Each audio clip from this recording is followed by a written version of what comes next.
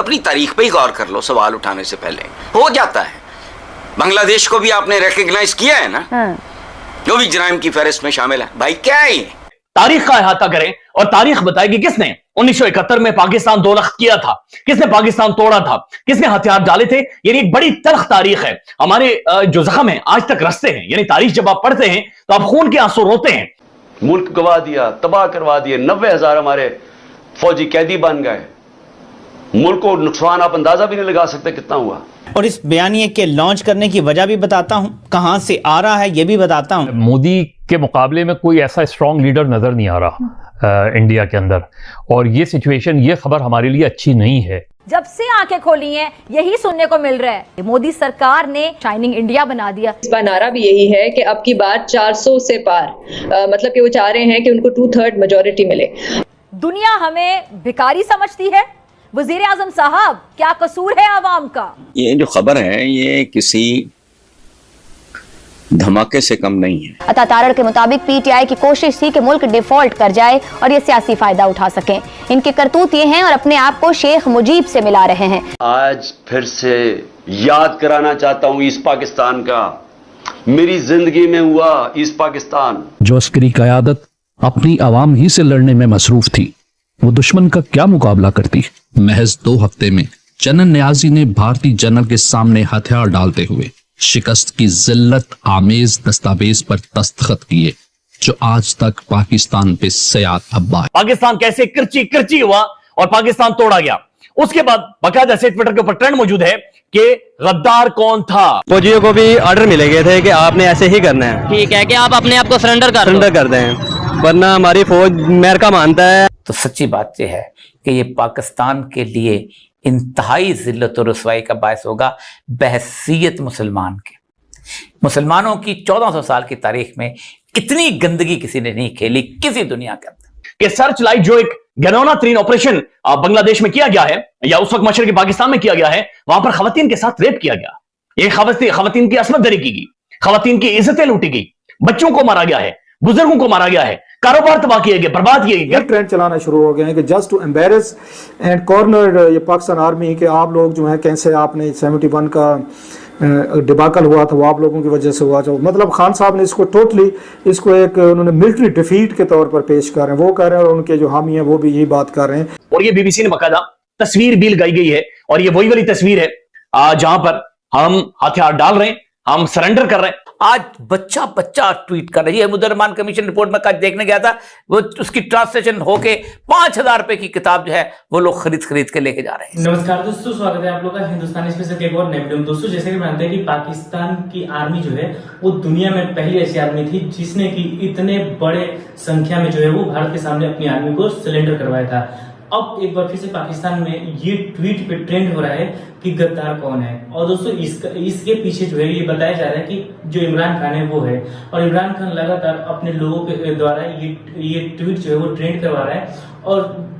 और फोटो जो है जो कि उस टाइम पे लिया गया था उस फोटो के साथ में लेके जो है वो ये काम करवाए जा रहे हैं। तो दोस्तों आज पाकिस्तानी जो है वो ये बात पूछ रहे हैं कि आखिरकार गद्दार कौन है, क्योंकि पाकिस्तानी आर्मी ने पाकिस्तान को जितना बर्बाद किया है पाकिस्तान के लीडरों ने नहीं किया, क्योंकि पाकिस्तानी आर्मी ही मेनली जो है वो लीडरशिप की काम करते हैं। सिर्फ और सिर्फ जो प्राइम मिनिस्टर होता है वो सिर्फ और सिर्फ दिखावटी के लिए होता है कि वो प्राइम मिनिस्टर है। जो मेन फैसला है वो शुरू से ही पाकिस्तानी आर्मी लेती आई है। अब इसीलिए पाकिस्तान की जो आम आवाम है वो भी ये बात जान चुकी है, और अब धीरे धीरे करके पाकिस्तानी आर्मी पर सवाल उठा रही है कि आखिरकार पाकिस्तानी आर्मी जो है वो जो ये बातें करते हैं अब उनसे ये सवाल पूछा जाएगा कि क्या बांग्लादेश के बनने में उनकी क्या भूमिका थी, और साथ ही साथ अभी तक पाकिस्तान जो है वो बर्बाद हुआ है उसके पीछे जो है वो पाकिस्तानी आर्मी थी, और अब उसको जवाब देना पड़ेगा कि गद्दार कौन है। तो चलिए वीडियो में चलते हैं, देखते हैं पाकिस्तानी मीडिया का इन सब चीजों पे क्या रिएक्शन है। ट्विटर के ऊपर टॉप ट्रेंड है गद्दार कौन था, और इमरान खान साहब ने पाकिस्तान की तारीख को पाकिस्तान की सड़क के ऊपर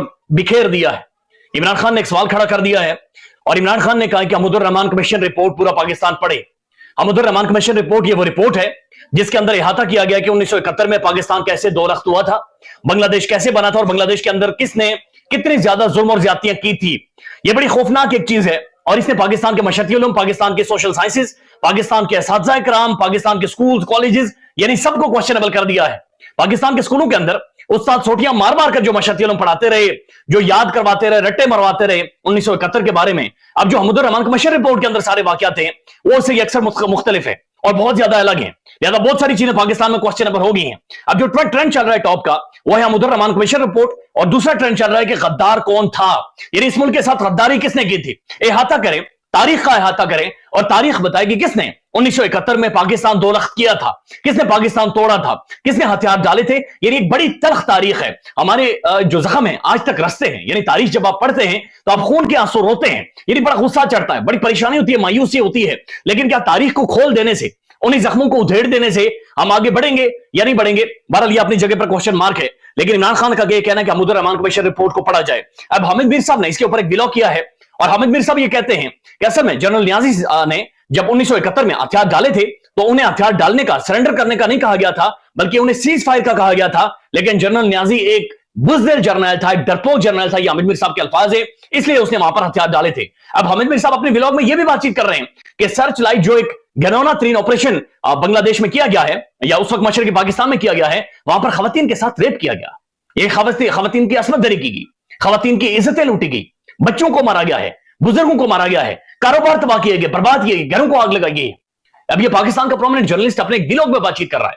ये वो चीजें जो मशहतियों में हमने कभी नहीं पढ़ी, ना देखी है, ना सुनी है, ना हमारे असातिज़ा ने कभी हमें सच बताया है, बल्कि वो कुछ और बताते रहे। लेकिन अब जो कहानी निकल कर आ रही है ये बहुत ज्यादा और है और कुछ और है। नीचे लिखा गया है कि जनरल न्याजी की पान स्मगलिंग, रेप कोठे चलाने वाली खवातीन से जिनसी ताल्लुकात और उन्हीं को बतौर टाउट इस्तेमाल करने से लेकर बतौर मार्शल लॉ एडमिनिस्ट्रेटर के तौर पर केसेस में रिश्वत लेकर काम करवाने और मुख्तलिफ जर्नैलों और सीनियर ऑफिसरान के लिए करोड़ों रुपए मशरकी पाकिस्तान के बैंकों से लूट कर मगरबी बैंकों में लाने का जिक्र किया गया है। अब ये हमदुर रहमान कमीशन रिपोर्ट के बारे में बातचीत कर, मैंने तो नहीं पढ़ी है लेकिन पढ़नी चाहिए पाकिस्तान के हर बंदे को। ये रिपोर्ट अभी तक भी पाकिस्तान में वाइडली अवेलेबल नहीं है, बल्कि इस रिपोर्ट को ऑफिशियली जारी ही नहीं किया गया। जिस तरीके से ये जारी हुई है, मुख्तलिफ टोटे टुकड़े इसके जारी हुए हैं और मुख्तलिफ तरीकों से ये छपना शुरू हुई, लेकिन ये छपना भी तब शुरू हुई जब इस सारे वाकये को 30 साल गुजर चुके थे। ये एक बड़ी तल्ख तारीख है और इसके ऊपर अता तारड़ साहब आकर प्रेस कॉन्फ्रेंस भी कर रहे हैं और अता तारड़ साहब ने यह कहा कि आज पाकिस्तान में कौन शेख मुजीब बनने की कोशिश कर रहा है। मौलवी फजलुर रहमान साहब जलसे में इसके ऊपर बातचीत कर रहे हैं कि उस वक्त के जर्नैलों ने या उस वक्त के जो दिफाई इदारे हैं उनकी बहुत बल्कि 90,000 शख्सियात ने हथियार डालकर पाकिस्तान की नाक कटवाई है। ये मौलवी फजलुर रहमान साहब ने बाकायदा से एक जलसे में इस तरह की गुफ्तगू की है। बीबीसी ने 2022 में इसी तरह का एक आर्टिकल लिखा था और उसी आर्टिकल को बीबीसी ने कल के दिन में और आज के दिन में उसे रीट्वीट किया है। यानी बीबीसी उसको रीट्वीट कर रहा है कि हमदुर रहमान कमीशन रिपोर्ट में असल में जिम्मेदारों का तयन किया गया था। बल्कि बीबीसी क्या लिख रहा है, हमदुर रहमान कमीशन साबिका मशरकी पाकिस्तान की अलहदगी के जिम्मेदार कौन थे, और ये बीबीसी ने बाकायदा तस्वीर भी लगाई गई है और ये वही वाली तस्वीर है जहां पर हम हथियार डाल रहे हैं, हम सरेंडर कर रहे हैं, हम हाथ खड़े कर रहे हैं और हम वहां से खिसक रहे हैं। तो ये बड़ी खौफनाक तारीख है जो खुलकर सामने आ गई है। अब बीबीसी अपने इस आर्टिकल में बहुत सारी चीजें लिख रहा है, बहुत सारे हवालों से। बीबीसी ने बाकायदा से लिखा है कि कमजोर पेशावराना सलाहियतें, कमीशन ने मंदरज झेल 4 मेजर जर्नलों और 19 ब्रिगेडियर के बारे में कहा है कि यह अपनी कमजोर पेशावराना सलाहियतों की वजह से वहां पर बांग्लादेश में यह कुछ हुआ है, मशरकी पाकिस्तान में यह कुछ हुआ। 4 जर्नलों और 19 ब्रिगेडियर्स के बारे में बाकायदा से बीबीसी ने यह लिखा है। बीबीसी और भी इसके ऊपर बड़ी। तो दोस्तों जैसे आपने इस वीडियो में देखा कि पाकिस्तान की मीडिया जो है वो इस पे लगातार बात कर रही है, क्योंकि ये ट्रेंड करवाना ये कहीं ना कहीं ऐसा ट्रेंड जो है वो कहीं ना कहीं उस देश का दुश्मन ही कर सकता है जो कि अब पाकिस्तान में हो रहा है। और पाकिस्तान के ट्विटर पे लगातार ये ट्रेंड कर रहा है कि गद्दार कौन है, और साथ साथ में उस फोटो को जो कि पाकिस्तान और पाकिस्तान के अवाम और खास करके पाकिस्तानी आदमी उस चीज को कभी याद नहीं करना चाहेगी, वो फोटो जो है वो लगातार ट्रेंड करवाया जा रहा है। और पाकिस्तानी आर्मी चीफ से सवाल पूछे जा रहे हैं कि आखिरकार गद्दार कौन है और जो गद्दार है उसको क्यों आज तक सजा नहीं मिली है। आपने हमेशा देखा होगा कि पाकिस्तान के जो सियासतदान जो लीडर रहे हैं, चाहे वो नवाज शरीफ रहा है उसको जेल में डाला गया, जो इमरान खान है उसको जेल में डाला गया, लेकिन जो पीछे होता है, जो पाकिस्तानी आर्मी चीफ पीछे होता है, उसको कभी भी आज तक सजा नहीं हुई है। चाहे परवेज मुशर्रफ की बात की जाए जो कि लगातार पाकिस्तान की जो अर्थव्यवस्था है उसको खराब करने में उसकी अहम भूमिका थी, लेकिन आज तक उसको जो है वो कहीं जेल पे नहीं डाला गया। तो इससे साफ पता चलता है कि पाकिस्तानी आर्मी की जो दहशत है वो पाकिस्तान में कितना ज्यादा है। और पाकिस्तान के लीडर भी बात जानते हैं कि अगर उनको लीडर बनना है तो फिर फिर आईएसआई और पाकिस्तानी आर्मी का सपोर्ट उनके लिए बहुत जरूरी है। और इसीलिए पाकिस्तान की मीडिया भी अभी सवाल पूछ रही है कि जिस प्रकार के ट्रेंड अब पाकिस्तान में चल रहे हैं, क्या ये दुश्मन देश भी कर सकता है, और हमारी आर्मी को इस पे जवाब देना चाहिए, क्यों हमारी आर्मी जो है वो इस पे जवाब नहीं दे रही। तो दोस्तों आज के लिए इतना ही। आई थिंक आप लोगों को वीडियो अच्छा लगा होगा। वीडियो अच्छी लगे तो वीडियो को लाइक और चैनल हिंदुस्तानी स्पेशल को सब्सक्राइब कर लें, क्योंकि हम इंटरेस्टिंग वीडियो लाते रहते हैं। मिलेंगे हिंदुस्तानी स्पेशल।